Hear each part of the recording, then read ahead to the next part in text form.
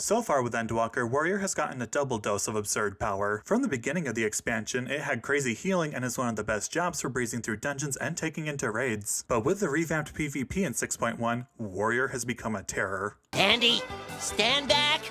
I'm warning ya! Okay, I warned ya! Did you win? Hi, SpongeBob.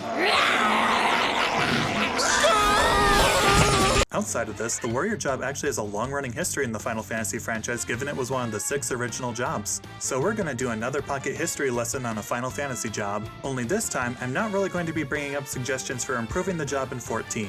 Mostly because I don't have any concrete suggestions and because of the dev team's strange priorities legitimately making me concerned for the game's long-term future. As for entries I'll discuss, it will only be mainline games excluding 11 because I have no experience with it. Unless the idea of me reading information from internet hearsay is really that appealing to you. Either way, let's look at this job's iterations across the series. The Warrior in Final Fantasy I, along with virtually everything else, is shamelessly ripped from Dungeons & Dragons. And I'm not kidding about ripping off D&D. The Evil Eye mini-boss actually was changed in the original NES American port because it was literally just a beholder. In Warrior's case, it was directly lifted from Fighter. And just like the D&D fighter, Warrior is all about being able to equip almost anything and hitting stuff really hard. They have excellent strength, defense, and HP, so they get tanky pretty quickly too. Eventually, the Warrior upgrades into Knight after you complete the Citadel of Trials and give the OG Bahamut the Rat's Tail. However, I'm going to save that discussion for a video on Paladin. Overall, the Warrior is a basic beat stick that is a great staple to any party. The only downside is that because it relies so much on equipment, keeping one up to date gets really expensive. Moving on to Final Fantasy III, the Warrior is now obtained from the Wind Crystal right after the first boss. And just like the first game, it still embodies the boring but practical hit stuff hard mold while having high HP and physical stats. Unlike the first game, however, they ditched their pants and now have a degree of customization with access to bows.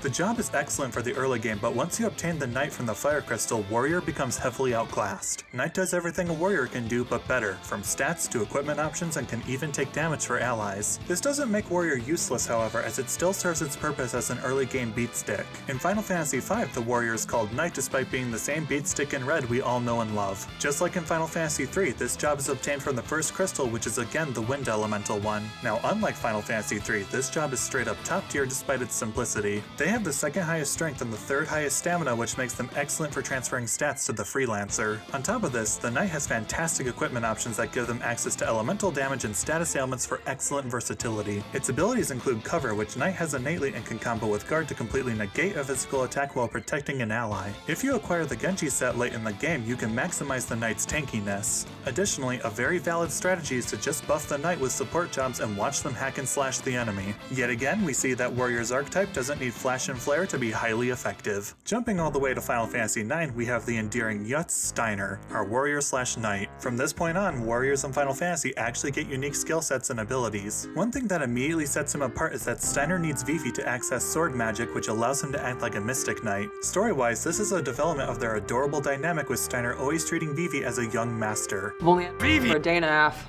but if anything happened to him, I would kill everyone in this room and then myself.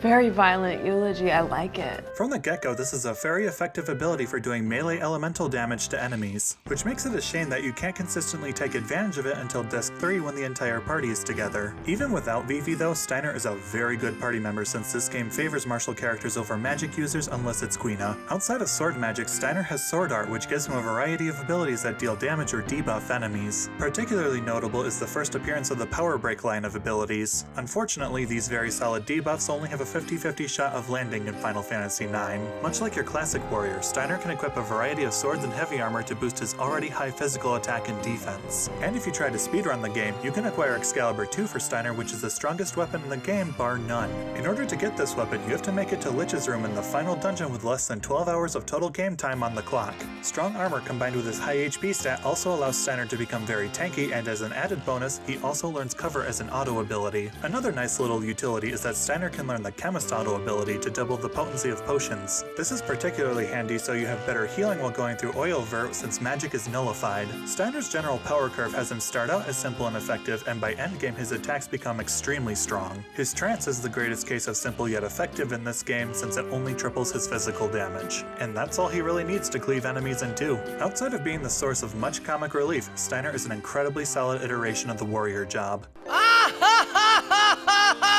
I know there are people who still hate this guy, but you can't deny his effectiveness as a party member. In spite of Tidus' questionable fashion sense and Meg Ryan hair, he functions as a much speedier variant of the classic warrior job. From the get-go, he has solid strength, defense, speed, and accuracy that define his niche as the guy to kill fast enemies with. This helps separate him from Wakka, who focuses on flying enemies, and Auron, who can pierce heavy armor. Outside of hitting stuff with his sword, Tidus has a variety of support tools that really let him shine in this game's combat. Early on, he gets Cheer, which is a stackable buff that boosts strength and defense, and Flee, which lets the party escape combat. I'll be right back.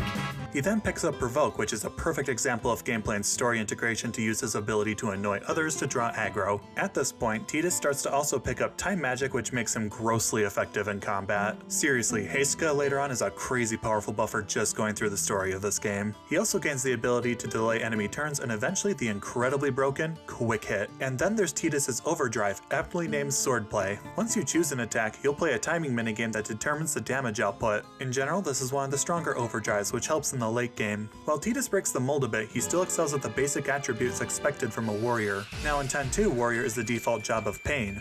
Stat-wise, the job actually starts with very high defense, but as the girls gain levels, its strength eventually catches up. As a job, it's just as simple and effective as its predecessors, but it still has a degree of utility. In this game, Warrior borrows Auron's break line attacks so they can damage and debuff enemies. And taking a page from Steiner, Warrior can also enchant their sword to deal elemental damage, which now includes Gravity and Holy. In the late game, a great use for Warrior will be for its Sentinel ability. This is particularly useful for tanking physical hits from a few super bosses. Another neat ability they have is Assault, which grants Protect, Shell, Haste, and Berserk to the party. I highly only recommend using this during random encounters that you know you can brute force through. While Warrior isn't technically bad in the late game, it's definitely outclassed by jobs like Berserker and Dark Knight. And to be fair, both of those jobs can do some nutty things that make it hard for Warrior to compete. Overall, another solid entry for Warrior that leans into being a bit more of a debuffer. And this brings us to our caveman in the present and denier of anger management themselves. Patrick!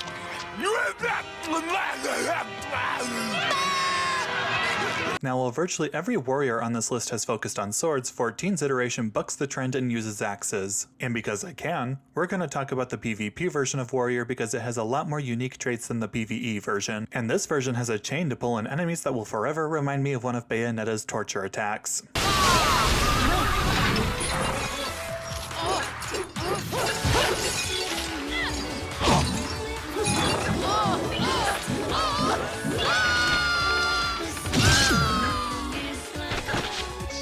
From the get-go, we can see their kit includes debuffs similar to Power and Armor Break. Interestingly though, both actions consume HP to use, which is very Dark Knight in flavor. I imagine this is to offset the healing from Bloodwetting and to force the warrior to have some decision making. Speaking of which, Bloodwetting also gives the warrior a barrier to help fulfill that Berserker fantasy of not feeling pain while in combat. And then there's the Limit Break, Primal Scream.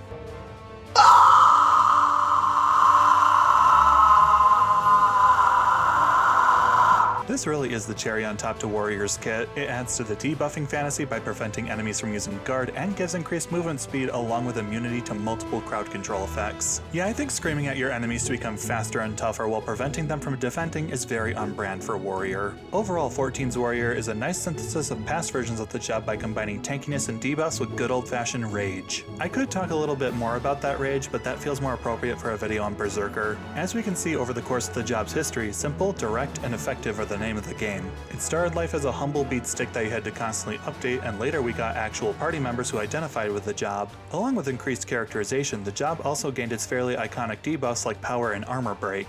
With Final Fantasy V, Warrior also gained more abilities to enable it to act as the main tank for a party. This included Cover, which is more associated with Paladin, along with some other form of defense enhancing move like Guard or Sentinel to help them endure heavy-hitting blows. With all this combined, we can see how the modern iterations of Warrior are formed. Just like the PvP version in 14, we can expect a typical Warrior to have high physical stats and an emphasis on controlling combat through debuffs and occasionally crowd control.